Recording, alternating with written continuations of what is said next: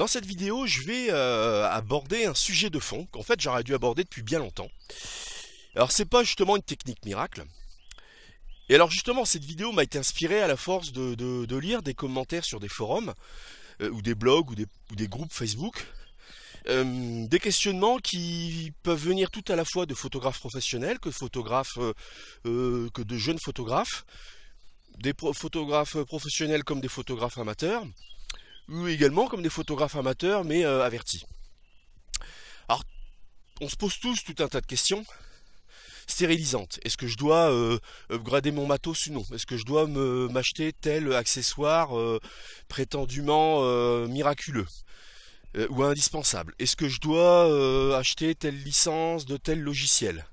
Est-ce que la photo a toujours de l'avenir? Est-ce qu'on aura toujours besoin de photographes professionnels? Pour moi, le point commun là-dedans, c'est que les gens n'ont pas établi clairement dans leur esprit la vraie mission, la vraie fonction d'un photographe, qu'il soit amateur, professionnel, que ça fasse 150 ans qu'il fasse de la photo ou 3 semaines. Et en fait, pour moi, en commençant par là, on trouve en fait la réponse à tout un tas de questions à deux balles.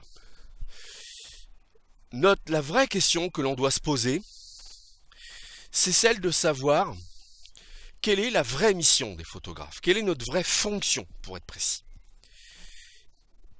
Parce que si tu réponds à cette question, si c'est bien clair dans ton esprit, eh bien ça va t'éviter d'être ce que j'appelle victime du marketing. J'en parle assez souvent, je me rends compte que chaque fois je dois faire une allusion à ça dans chacune de mes vidéos. Victime du marketing, c'est-à-dire toujours être en train d'être un bon client, tu sais, pour les équipements photo, etc. Tu vois, tu es toujours en train de... Voilà. Mais cette fuite en avant cache souvent, justement, en termes de mindset, une absence de base, enfin une absence de vraies connaissances, en termes de mindset du photographe. Ça peut aussi t'éviter, enfin de répondre à cette question essentielle que je vais t'exposer après, ça peut aussi t'éviter de faire l'erreur que font la plupart des photographes pros, c'est d'être sans arrêt en train de parler d'eux. Quand ils sont face à leurs clients, ils parlent d'eux et non pas donc le client n'a pas le sentiment que le photographe va se mettre à leur disposition, va mettre ses compétences à leur disposition. Enfin bref, il y a tout un tas de questionnements sur le futur de la photo, tout ça, mais en fait qui ont une réponse assez simple à partir du moment où tu comprends quelle est notre vraie fonction. Nous, en tant que photographe, notre vocation, notre fonction, notre utilité, c'est en fait tout simplement par le biais de la photographie, c'est-à-dire de l'écriture de la lumière. Notre vraie fonction, au travers la photo donc, eh bien en fait c'est de raconter des histoires. Et plus précisément, entre autres choses, c'est d'aider tes clients, tes donneurs d'ordre, à raconter leur histoire. Parce que tu peux raconter l'histoire d'une personne au travers d'un portrait, au travers une photo packshot, c'est-à-dire que tu illustres l'histoire de cet objet. Photo corporate, eh ben, tu vas chercher à communiquer quelle est l'histoire de la société, quelle est l'histoire des gens qui font partie de cette société, etc. Photo de paysage, quelle est l'histoire de ce paysage, de cette contrée, tu vois. Photo d'architecture, quelle est l'histoire de ce bâtiment? Quelle est l'histoire de ce bâtiment en interaction avec le lieu où il a été construit? Quelle est l'histoire de celui qui l'a conçu? Quelle est l'histoire de ceux qui l'ont construit? Bref, à chaque fois, notre boulot, en fait, c'est du storytelling. Notre vrai métier, c'est ça. T'as des écrivains publics, t'as des gens, voilà, enfin bref, qui peuvent tout aussi bien t'aider à écrire ton CV, ou comme souvent, bon bah ça, tu sais, sur France 3, tu sais, quand ils savent pas quoi passer comme sujet, souvent ils se mettent à te parler d'un écrivain qui aide un particulier à écrire ses mémoires, entre guillemets. Eh bien nous, c'est pas au travers l'écriture avec un stylo, tu vois, que l'on va aider les gens. Nous, on va aider les gens, eh bien en fait, à raconter leur histoire au travers un autre médium, une autre écriture qui est celle de la photographie. Mais et d'avoir ça à l'esprit, de bien comprendre ça, pour moi c'est le, tu vois, c'est la base absolue de la photo et de tout questionnement. Parce que, encore une fois, comme je te dis, ça va t'éviter d'être sans arrêt en train de te dire est-ce qu'il faut que je m'achète tel objectif, tel boîtier, telle licence de logiciel, etc. Parce qu'à partir du moment où tu te dis ma fonction c'est d'aider les gens à raconter leur histoire, bah ça veut dire que tous les questions que tu te poses là sur ton équipement, il faut que tu te dises en quoi est-ce que ce nouvel achat va m'aider à mieux raconter l'histoire de mes clients. Tout simplement en fait. Et pour ceux qui se demandent, tu vois quelques exemples là, de réponses qu'apporte cette notion, hein, enfin, la connaissance de cette notion. Quant à ceux qui se demandent, est-ce que il y a toujours nécessité d'avoir des photographes professionnels? Est-ce qu'il y a toujours nécessité d'avoir de photographes, enfin qu'il y ait des photographes tout court? Parce que, ouais, voilà, vous comprenez, lié aux performances des smartphones, il n'y a plus besoin de photographes, puisque les smartphones font des super photos, tout ça. Mais tout ça, c'est des conneries, parce qu'à partir du moment où si toi tu comprends et tu intègres que ta fonction c'est de raconter, enfin c'est d'aider les gens à raconter leur histoire, mais tu comprends qu'il y aura toujours besoin d'un d'un technicien, d'une personne spécialisée dans le storytelling. Parce que c'est ça, notre histoire. Enfin, notre rôle, notre fonction, notre vraie compétence. Notre vraie compétence, c'est au travers la photo, on raconte une histoire. Ça peut être l'histoire d'un paysage, ça peut être... voilà. Et si tu regardes tous les photographes que l'on loue aujourd'hui, que l'on admire, qui sont des références. Alors bon, puisqu'on est français, on va être un peu chauvin, pour pas changer. Je sais pas, tiens, enfin, les deux grands photographes que tout le monde connaît, que ce soit Willy Ronis ou Doisneau, quand tu regardes leurs images, malgré qu'elles ont pu être réalisées il y a des décennies au pluriel, bah, tu es toujours touché par l'histoire que te raconte cette histoire, que te raconte cette photo. Et justement, bah, parce que parfois, cette photo, enfin c'est pas parfois, c'est souvent, très souvent même, cette photo va te raconter une histoire d'un âge aujourd'hui révolu.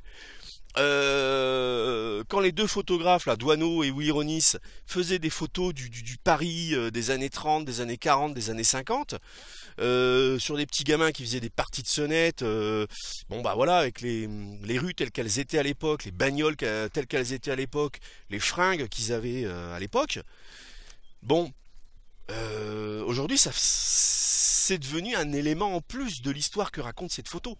C'est-à-dire des scènes, qui ne se déroulent plus vraiment aujourd'hui. D'ailleurs, t'as qu'à voir, enfin, moi qui ai 40 et quelques années, le truc qui nous frappe tous, c'est qu'aujourd'hui, t'as tout simplement plus de gamins qui jouent dans la rue, tu vois. Voilà. Nos gamins, on les emmène dans des associations pour qu'ils s'amusent, mais t'as plus de gamins qui jouent dans la rue, par exemple, tu vois. Enfin bref, pour te dire que, voilà, lorsqu'on regarde une photo de Doisneau ou de Willy Ronis, on n'est pas en train de se dire ah, putain, c'est quoi les exifs de leurs photos pour que je puisse faire la même chose. Mais non, parce que c'est pas une notion de tiens, si tu prends le même setup que lui, tu vas faire la même photo que lui. Mais bien sûr que non, parce que dans les deux cas, ils avaient travaillé leur art de raconter une histoire, de raconter quelque chose. Et quand tu regardes les photos de Doisneau, de Willy Ronis, et bien sûr de bien d'autres photographes, t'es pas en train de te dire oh putain elle est parfaite techniquement, oh putain mais qu'est-ce qu'elle est piquée.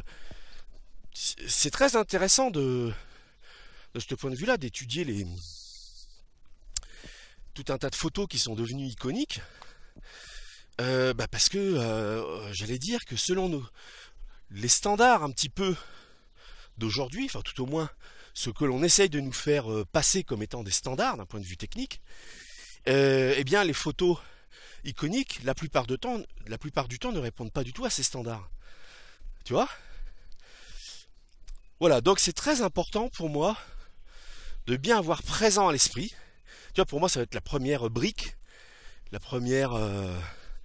j'ai envie de faire un mot avec Adobe, mais enfin tu vois, la base vraiment, la fondation, tu vois, qui va te permettre de construire quelque chose, bah, cette première brique, eh bien c'est le fait de prendre conscience que notre rôle, notre fonction, notre vrai métier, c'est d'être des experts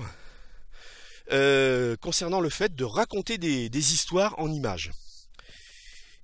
Et si aussi tu as bien ça à l'esprit, eh bien tu arrives à trouver une réponse, un début de réponse, un début de cheminement euh, sur une autre question, bien sûr, que je vois poser très régulièrement encore une fois, sur les blogs, les forums, les pages Facebook, les groupes Facebook.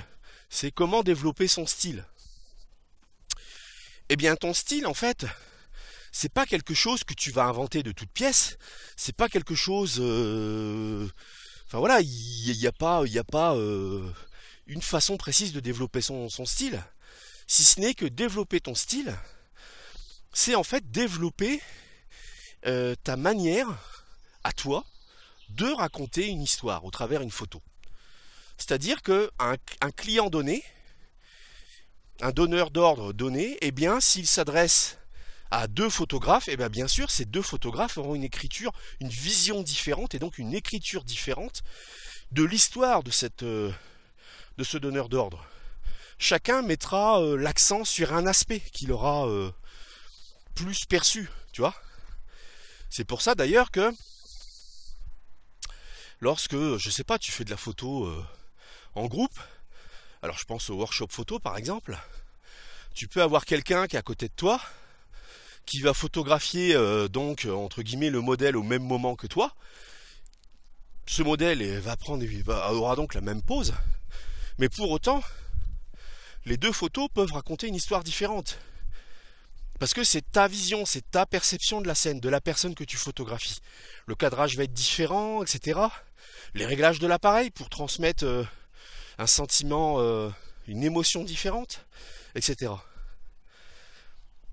Et justement, tu vois, en partant de là aussi, tu comprends pourquoi il faut pas que tu te sentes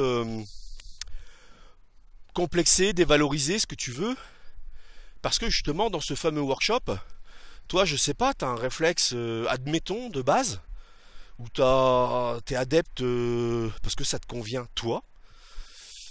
Enfin, c'est un outil qui te convient, toi, pour t'exprimer. Faut pas que tu te sentes complexé parce que tu as un mirrorless ou même un compact. Et qu'à côté de toi, tu as un mec qui a, je sais pas moi, un appareil à 8000 balles, genre donc bon, bah aujourd'hui donc un Canon 1DX, un Nikon D5 ou autre appareil enfin, avec un prix assez élevé, tu vois. Parce que ce qui compte, c'est ta façon à toi de raconter des histoires. Alors ce que je dis, ça semble tellement aller de soi quand je l'énonce, mais je te dis, à partir du moment où pour toi c'est bien clair, c'est bien clair dans ta tête, eh bien en réalité tu trouves la réponse à tout un tas de questions à la con qu'on se pose en permanence, tu vois. Évidemment aussi de bien comprendre que tu es un dealer de storytelling photographique, ça te permet aussi de développer ton branding, parce qu'encore une fois,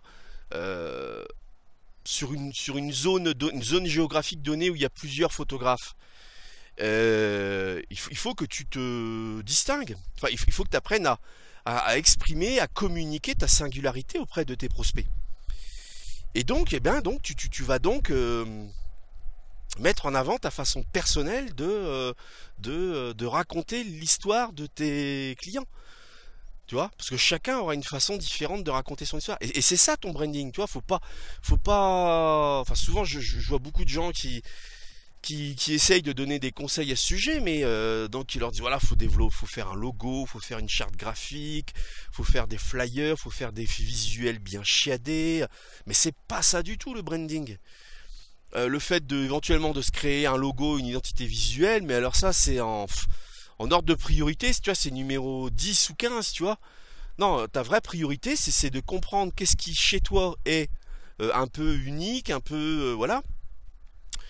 Ce truc, enfin, ces choses uniques, enfin, ces choses un peu qui te distinguent de par ton histoire, de par ta culture, de par ton parcours, eh bien, de les travailler, de les développer, tu vois, enfin voilà quoi, d'en faire vraiment quelque chose qui te soit propre, hein. Récemment, j'avais fait une vidéo là-dessus où je te parlais de développer ton avantage comparatif. Eh bien, tous dans notre vécu, dans nos parcours, il y a des choses qui nous sont, qui sont personnelles, que l'on exprime depuis des années. Et ces choses-là, eh bien, il faut au contraire en faire des leviers, il faut les développer, faut vraiment que ça te distingue. J'espère que je ne vais pas me faire bouffer par les moustiques, parce que figure-toi que là, il y a 1 heure, il a encore bien plu. Et là, c'est infesté de moustiques, là où je suis. Euh... Pas que je perde le fil de mon truc. Mais aussi cette notion de storytelling. Donc,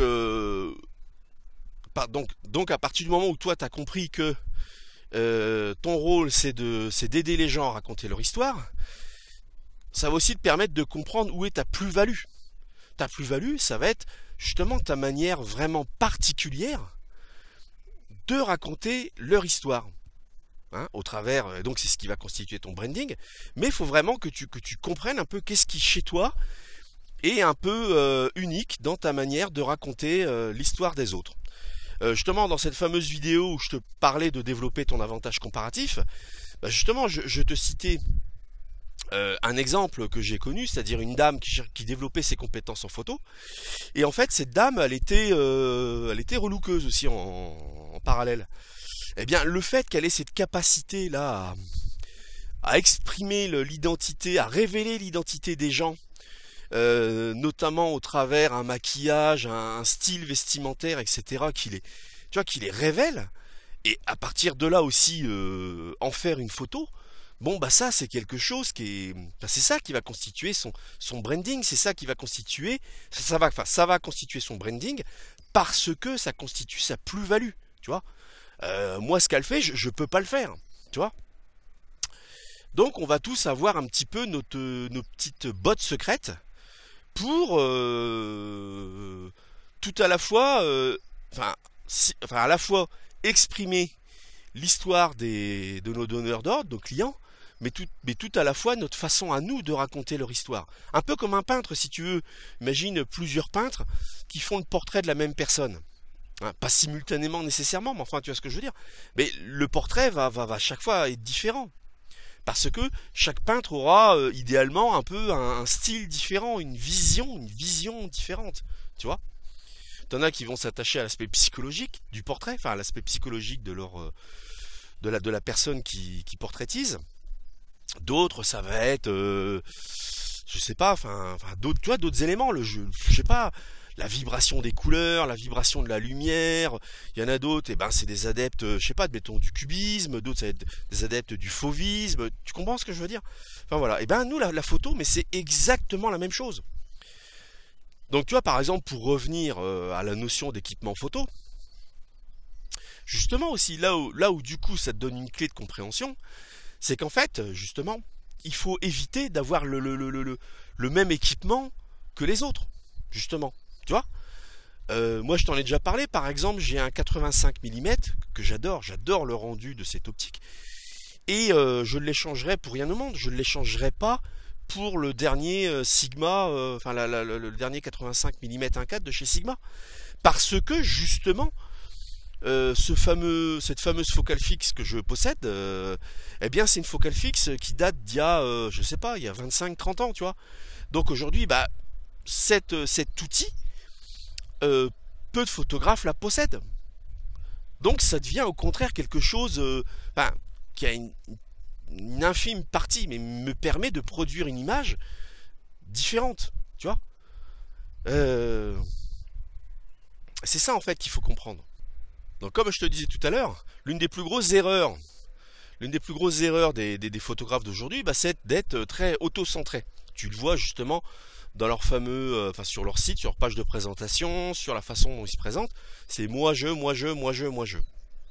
Alors qu'en fait, un photographe, justement, à partir du moment où tu comprends que ton rôle, c'est d'aider les autres à raconter leur histoire, mais au contraire, tu dois être centré sur les clients, sur leurs besoins, voilà. Donc ça va t'aider à mieux te marketer, justement. Et toi, ton rôle, ça va simplement être de mettre l'accent sur ta manière de raconter leur histoire. Qu'est-ce qui chez toi est particulier dans la manière de raconter l'histoire d'autrui? Mais aussi d'un point de vue, j'allais dire collaboration, eh ben, ça va aussi te permettre pour moi de mieux t'insérer dans une chaîne de la communication, la chaîne graphique, etc. Par la chaîne de l'image. Parce que justement, toi, tu vas comprendre que tu n'es qu'un maillon. Un maillon important, certes, mais tu n'es qu'un maillon dans la construction de ce visuel que veut obtenir au final le client, le donneur d'ordre. Parce que si l'image que tu as réalisée de ton client est prévue pour être imprimée sur un flyer, c'est différent que si cette image elle apparaît sur le site corporate, enfin sur un site internet. Également, c'est différent l'image enfin, les contraintes, les interactions sont différentes si cette image, le but est de l'imprimer sur un panneau publicitaire de 3 mètres sur 4, tu comprends? Donc toi, à un moment donné, ça va aussi t'aider à mieux communiquer avec les autres maillons de la chaîne. Si tu comprends que le rôle au final, c'est de te mettre à la disposition du client et de l'aider à raconter son histoire, tu vois? Ça te permet un petit peu comment dire, enfin, de revenir les pieds sur terre, d'arrêter de se prendre pour une diva et de se dire non, non, non, moi je suis un maillon de cette chaîne et le but c'est encore une fois, c'est le produit fini, tu vois. Et moi là-dedans, je suis un maillon. Je suis un maillon et à un moment donné, je dois passer le relais à d'autres personnes qui vont soit imprimer, produire, retoucher, enfin ce que tu veux, hein, de l'image, tu comprends? Donc c'est tout ça en fait. Comprendre notre vraie mission, ça te permet aussi de faire un certain travail sur tous ces aspects-là. Donc tu vois, ce que j'essaie de communiquer avec toi, c'est pour moi une brique, encore une fois, essentielle du mindset du photographe. Et là, j'essaye de te le communiquer un petit peu, là, tu vois, comme si on était côte à côte, là. On a eu une discussion autour de la photo, bien sûr, on a parlé de nos matos respectifs, machin. Et puis au fur et à mesure de la conversation, eh bien, on arrive un peu, on creuse, et puis on arrive un peu au sujet, petit à petit, les sujets les plus essentiels. Parce que de savoir quel est ton équipement, quelle est la marque de ton boîtier, tout ça, bon, c'est intéressant, mais jusqu'à un certain point, évidemment. Et mais à un moment donné, quand tu discutes avec quelqu'un qui, comme toi, est photographe, eh bien, petit à petit, on arrive au vrai questionnement. Quel est notre rôle, quelle est notre fonction, comment un petit peu on s'insère dans la société, quel est l'avenir de la photo? Eh bien, tu vois, moi, je te propose